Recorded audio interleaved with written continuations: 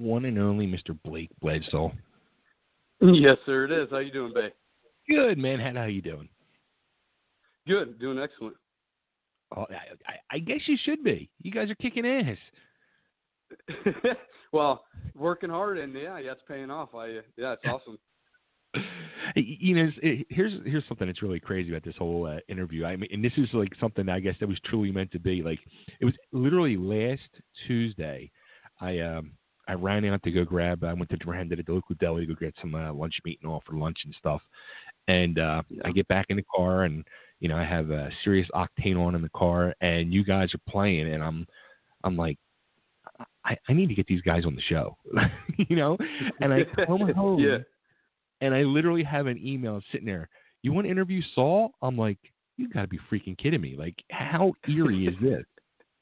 Yeah, I read my freaking mind. Yeah, that's awesome. the whole Octane thing, man. I mean, this is helping you guys blow up. How did that all come about? Any idea, or they just latched onto you? Or? Just got lucky and pitched it to them, and they liked it, and they said no guarantees, but for an unsigned band, but we'll give it a try. And then everybody just started latching onto it and just started blowing up. That's crazy. Crazy and awesome at the same time. Kind of mind-boggling, it just kind of took us by storm. And people really need to know too. I mean, you guys have been working on this for like 5 years. It's not something that just happened overnight. No. Zach and I, we're brothers. We've been playing together for years, Yeah. Was there ever like a time like when you guys weren't playing together, or it was always used to like from the get-go? Always Zach and I. Zach and I have never been in another band apart from each other. Oh, wow. That's awesome. That is awesome. Yep. Now, how about the name Saul? I mean, did it come from like just part of your last name? Yeah. When Zach and I first started, it was just him and I, and we'd travel around and do some acoustic stuff just around Iowa and Northwest Iowa area, and okay. we would just start as Blake and Zach Bedsaul, and then our older brother said, "Hey, you guys need a band name." He's like, "What do you guys think about just Saul?" And we liked it, and everybody liked it, and stuck from there. I mean, we've been known as the Saul Brothers since high school. So that's cool. So like, and you guys are from Iowa, so it's now I'm gonna like compare this to back like when I was in high school. I grew up in outside of the Philadelphia area where our hometown boys was the band Cinderella. So when I was you love Cinderella. Yeah. So when I was growing up as a teenager, that was like the thing. Like when I was, trying to play in bands and stuff, I was like, that made it like real. You know what I mean? It wasn't just like, your Motley Crue's and whoever from LA. It was like people from your hometown can make it, or your area can make it. So is it kind of like a Slipknot thing for you guys? Like Slipknot made it out of Iowa and became this huge band. So you kind of look at those guys like the patron saints of Iowa. Oh yeah, and like the entire state of Iowa looks up to them. Every musician in this state looks up to Slipknot because Iowa really doesn't have anything. I mean, we don't have a pro team of any sort. Really, what we have is the Iowa Hawkeyes and wrestling, and then Slipknot. You know what I mean? So it's really cool to have them be from our home state. That's awesome. That's freaking awesome. Now, how about like what's the music scene like there? I mean, is there a lot of clubs to play, or? Oh yeah, there's a lot of clubs to play. In Northwest, I mean, where I'm from a little town of 650 people. Raised there my entire life. Yeah. So our towns are so small that we have 4 towns combined to make one school district, and just stuff like that. And it's cool. All these little towns. I mean, they are behind us 100%. Our hometown market was Cherokee, Iowa, and we'd all go there, and then everybody from the surrounding towns would come and support us because that was like the one central location with a big enough venue to hold everybody. You know what I mean? I mean, that makes it that much harder because I mean, like you said, like the population is 650 in your town alone. Like, dude, in the complex, I live in a townhouse development, and I mean, there's more than that in our development alone. You know what I mean? Yeah, Like, I know it. Yep. so it's a lot harder for a band like you guys coming out of Iowa to like really build a local following because there's just not the population there. Yeah, absolutely. And that's where we got to give props to social media and stuff like that, because with that process, I mean, you can meet the world based on sending a "Hey man, how you doing" through Messenger. So that's where that really comes into play. I mean, graduating with 50 people from 4 surrounding towns, we didn't have the population to make a name, at the Whiskey A Go Go or whatever, Right. So we got to give praise to social media for that, for sure. So that's really got to freak you out then. Like not only when you get like messages from people from around the country that are getting into you guys, but now around the world. Yeah, it's blowing our minds. The connection that people have had with the song and reaching out to us, telling us their story about loss. It's kind of mind-boggling. And the huge props to SiriusXM again for kind of putting that for us, and the comments and stuff we're getting on the YouTube page and stuff. It's just it's awesome. It's awesome to see that it's resonating with people in such a great way. Sure. Now let's talk about the single Brother. Now, this song, it's truly got to mean so much to you and your brother. It's about your older brother who passed away. Yeah. Actually, he passed away in 2009. He was the first case in Iowa that got the H1N1 virus when it was coming around. I don't remember if you. I don't know if you remember. Yeah. Yeah. So he got that, and only thing we knew is he called us and he's like, "Hey, I'm sick. I'm laying in bed and I don't feel good." And because we're a close family, we always get together for supper and do stuff like that, help Dad in the yard and do all that stuff. So, so he said he's sick, he's not coming over, and that's fine. Well, next thing we know, he has to be flighted and everything to the nearest hospital. He has a temp of 104. But all said and done, they just couldn't bring his organs back. Everything was shutting down on him. They tried to put him on life support, and when we walked in that morning, getting that call at 5 a.m., they were giving him CPR, and they couldn't bring him back. Wow. Oh, dude, I'm so sorry, man. Yeah, and that happened so fast. I mean, in a matter of days, it was just done. Holy cow. So this song, like, I mean, is this a song you guys have had written for a while then, or? Zach and I, it's something that we worked on, for a while, and when we wrote it, and trying to find the words, and we decided like, hey, let's say exactly how it was, when we were there in the hospital, and when we were thinking about it. So that's exactly what we did. Us saying, hey, what the heck happened? We were just here, 3 hours ago. Then we get the call to come back that he's not doing well. We need answers now. What the heck happened? And right. The craziest part about it was, our drummer at the time, he stepped down, and we were advertising, looking for a drummer to tour with and join the Saul army. And Joe Nichols, he approached us and said, hey, I want the job. And he came up and he heard Brother. It had already been recorded and done, and he said, I lost my brother in Afghanistan in 2011 from an IED. He's like, I need to be a part of this. This song is for me, and it's just the way that worked out too. And it's just how it helped him with his whole situation and his family as well. Wow.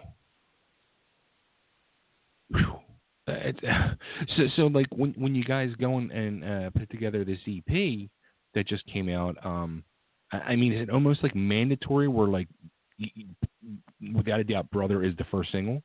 Yes, it was for Zach and I and Joe and Will. It was just without question. It was just, even if this song doesn't go anywhere and people don't like it, we feel good about pushing it out there and expressing ourselves and immortalizing our brothers in this way. You know what I mean? Sure. No, it's got to be like, too, one of them things like I'm very afraid to admit this. So I go see a therapist on a weekly basis. So Okay. one of the that my shrink tells me to do at times is like, sometimes you just need to write the stuff out and write it down. And it's kind of like where you're doing like a song, like it's kind of like a therapy thing. So has it been like a therapeutic thing for you guys once you put this together and to do this song, or? Absolutely. Very therapeutic, because for a long time, we didn't talk about it. Occasionally he'd get brought up and we'd all laugh at, I had a story that was brought up, but we didn't really talk about what happened and, how it went down. So, Zach and I had to chew on that for a long time. And then finally we decided to put it down on paper and then put it to a guitar and get it done and get it out there and see what people, how it resonated with people. And, I can't believe how many people have, it's a big world, but how many people have been in such a similar situation, that we have, and people that are messaging us right now that are almost in an identical situation we are right now. I mean, we just got a message about from this girl that her brother was recently just hit by a car. He's on life support right now, and it's just mind-boggling that people hear the song and say, "You wrote this song for me," and it's like, yes, we did. Wow. Because we needed it, and we know you needed it. Wow. Well, it's also too, like in the video. You have in the very beginning of the video the words, "Don't be afraid when sorrow lurks. Don't be afraid because you're not alone." I mean, that's a powerful message right there alone. The crazy part about that quote is in 2005, Caleb wrote some poems, and that's our older brother Caleb, and they were published, and that's part of one of his poems that were published. Oh. Dude, I mean, it's so. I mean, this whole brother song, the message, everything. It's so freaking deep. I mean, and then you bring into the situation your drummer and his brother. I mean, it's such a deep thing. Yeah, absolutely, and yeah, I don't know what else to say, but it really it's straight from the heart and the gut. Do you ever have those moments on stage when you sing that song and it really gets to you and sometimes like bring you to tears? At first I did, but anymore I can't hardly hear myself sing because people are singing it so loud with me, and that's such a great feeling there. Sure. You know what I mean? Even if it doesn't resonate with them on a personal level, I mean, that is huge. It's a huge thing. That's something that I think every band looks for, and to have it happening right now is just crazy. And it's got to be too. I mean, with the success of the single blowing up for you guys now, it's almost like both of your brothers are like your angels on your shoulder, looking out for you guys and making this really come to happen for you guys now. I agree. There are like guardian angels, and they're pushing it, and they know what they're doing. I think they're up there working their butts off for it too. Absolutely. That's freaking beautiful, man. So and how about like your parents too? Like, what's their? I mean, they got to be kind of blown away by this whole situation and with the song and everything as well. Yeah, it brought them to tears, and it's just crazy. And then we I'm glad to say Mom just got over. She battled brain and lung cancer, and she just got through that and beat that too. So yeah, it's been a wild ride this last I'd say about a year. That's awesome. Congrats to her and you guys. Yeah. Now, yeah. How about I mean, also too, you guys have broke through top 40 single and active rock charts now. I mean, this stuff is really coming together. Yeah. Oh, it's the EP. Yeah, it was crazy to see. Oh, no, sorry, go on. No, go ahead. Well, I'm sorry. I was going to say okay. I was just going to say it's crazy to see, being an unsigned band and these radio stations, they it's crazy for them to take a chance on us, and I appreciate it. I mean, from the bottom of our hearts, and it's something they don't have to do and they don't normally do. So to have these stations pick us up and put us on full rotation is just, it's overwhelming in such a good way that it's totally humbling to the fact that they're doing something that they don't have to do, and they're doing it, and they're doing it for us. It's a beautiful thing. What was it like the first time you guys got played on the radio? Oh, a lot of high fives and hugs. You know what I mean? You know what? And it sounds so much better on radio, doesn't it? Oh, it does. It does. Just to know that you're not the only one listening to it in your jam spot. So it's cool. That's awesome. That's so freaking awesome. So now the EP is out. Now pronounce it for me because I screw up names big time. Yep, we say eons. Yeah, okay. And so it came out March 1st, and you guys went EP route. How come EP instead of a full length? Well, we just wanted to. We have songs on the back burner, but we just wanted to put out 5 songs that were just banging the whole way through, and these songs are the more personal songs that we had just to give everybody an insight into what we're going through and what we've gone through. I mean, The Toll alone is about being struggling musicians on the road and always being broke, and the family life at home, always knowing that we're broke and not bringing a whole lot home. And and for a while there's that kind of stalker, and that's what Bolide's about, because that was a whole crazy situation. And it's just, yeah, the whole EP is really an insight to Saul. I mean, you get to know us if you listen to the lyrics and read them. See, now I have to listen to that over again because hear what's going on with this stalker. Yeah. Oh, that was a wild ride. Oh, so now how about touring?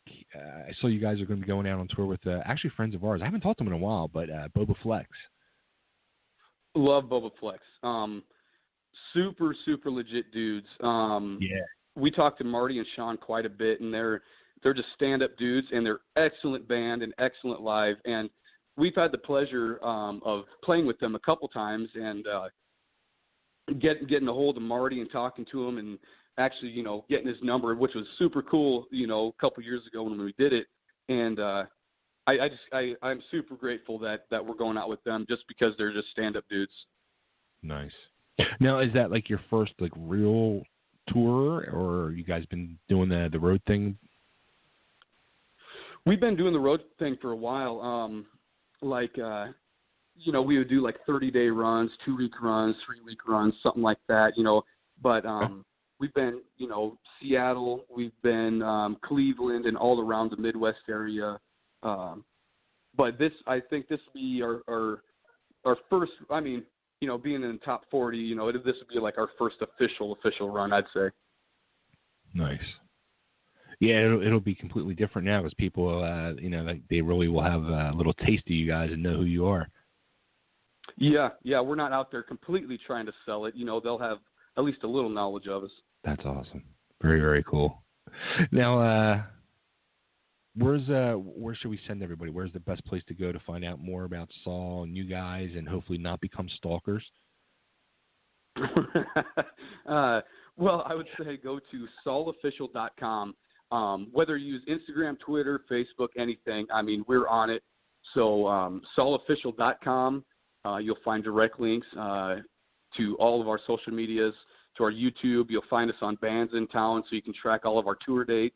And then add us on Snapchat. I know I posted that on Instagram, that we have all our Snapchat tags, so you can add us on that too. You can see the crazy antics we get to on the road on a little more personal level. How I know on my end, the whole social media thing gets to be, I mean, it's a full-time job in itself. And I refuse to go on Snapchat or any others because I just can't handle anymore. So the fact that you guys are doing Snapchat, I mean, how much work is it all? I think I got, what was it? Last week I got the phone reminder that I was on my phone 7.5 hours a day for the last week. So Yeah, it's a full-time job for sure. Absolutely. It's crazy. And I want everybody out there to know that I will reply and I will like and comment with you. So it is us. We are making sure that everybody, your voice is heard, because we hear you loud and clear, and we can't do it without you. You are our equals. That's awesome. Well, dude, this is great talking to you, man. Congrats on everything, man. Well deserved. You guys are kicking ass. Thank you. Yeah, I mean, stick with us. We got some more in store, and we got some songs on the back burner that we are super excited to get recorded. And let you in on a little secret. We might be releasing something pretty special coming up here pretty soon too. So, well, how about like the rest of the year? I mean, what's the plans like for the rest of the year? Try to tour as much as possible, or? Absolutely. I think we're just going to be road dogs for quite a while, and then hopefully by the end of the year we are in the studio getting ready to release for 2020. That's our initial plans right now, and that might change. Now, how tough? Because I had seen, I think you're a father. So how tough is that to be heading out on the road and leaving your the little one behind? It is hard. The cool thing about it, at our last meet and greet, she came up and sang "Brother" with me for the acoustic set meet and greet. So she's a huge fan. She wears the Saul Brother hoodie. She tells all her friends about it, and I mean, she's a one-stop PR agent that I probably could never afford. I'm just glad I got to pay for her school. So she's awesome. And Zach's got 3 kids, and it's a tough road, but everybody's behind us, and they're pushing us, and the whole family and the whole town and the whole state are behind us right now. So it's huge. That's awesome. That's so freaking awesome. I'm excited for you guys. I'm happy for you, man. Really am. Thank you. Now you just got to get out here to Philly. Absolutely. I mean, I think we're coming out that way with the Flex, aren't we? Mansfield? You guys are hitting Lancaster, about 90 minutes away, so never know. Maybe do a surprise pop-up. Ooh. You never know. Never know, yeah. Cool. All right, dude. Well, thanks again, man. And we're going to play Brother for everybody. Let them, if they haven't learned about it yet, they're going to learn about it now. Perfect. Thank you, sir. Thanks, man. Take care, and I guess I hope I see you with the Flex. Yeah. Hope to talk to you soon. Absolutely. Take care, man. Thanks again. Yep. Bye. Bye.